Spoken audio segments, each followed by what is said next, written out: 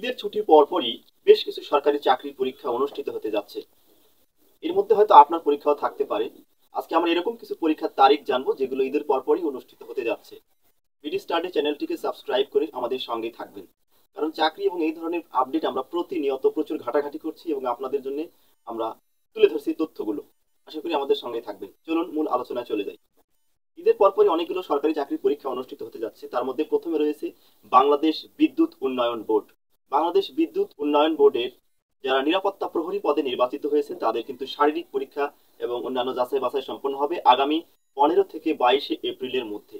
15 থেকে 22 এপ্রিলের মধ্যে। এরপরই রয়েছে কারা অধিদপ্তরের ডিপ্লোমা নার্স পদে যারা আবেদন করেছিলেন, ডিপ্লোমা নার্সে তাদের পরীক্ষাটি কিন্তু এমসিকিউ অনুষ্ঠিত হবে 28 এপ্রিল।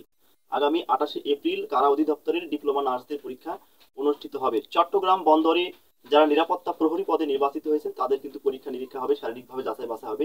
সেটি কিন্তু আগামী 10 এপ্রিল অনুষ্ঠিত হবে। যারা এই পদে আবেদন করেছিলেন তাদের কিন্তু যথাসময়ে উপস্থিত থাকতে হবে। বাংলাদেশ টেলিভিশন অর্থাৎ বিটিভিতে যারা গ্রন্থাগারিক পদে নির্বাচিত হয়েছেন প্রিলিমিনারিতে তাদের কিন্তু ভাইভা পরীক্ষা অনুষ্ঠিত হবে। এই পরীক্ষাটি আগামী 17 এপ্রিল অনুষ্ঠিত হবে। আপাতত 4টি পরীক্ষার তথ্য রয়েছে। নতুন আপডেট পাওয়া মাত্রই আপনাদের জানিয়ে দেওয়া হবে। আমাদের সাবস্ক্রাইব করবেন বিডি স্টাডি চ্যানেলটিকে, আর আপডেট পেতে সঙ্গেই থাকবেন। ধন্যবাদ।